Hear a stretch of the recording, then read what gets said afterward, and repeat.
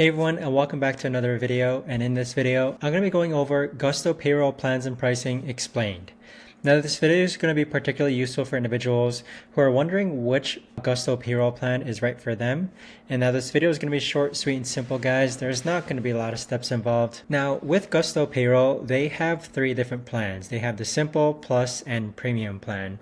The plan that I've been using for the past 5 years is the Simple plan, and it allows payroll in one state. And so the Simple plan is very good for like solo entrepreneurs or single member LLCs, and it's only $49 a month, which is the base price. You get full payroll service, you get payroll in one state, you get basic support, health insurance, payroll and time off reports, and etc.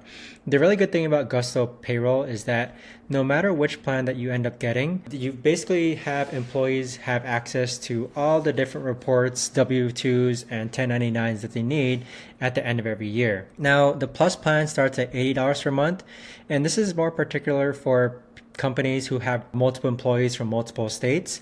So that's the big differentiating factor, in which if you're a multi-member company where you're sending payroll to multiple people, the Plus plan is probably better for you.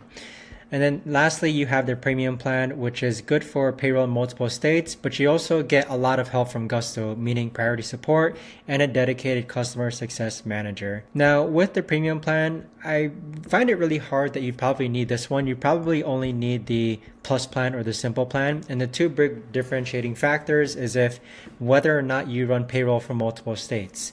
If you're a single member LLC or the only person that you're running payroll for is yourself, then the Simple plan will do just fine. This is what I've been doing for the past 5 years.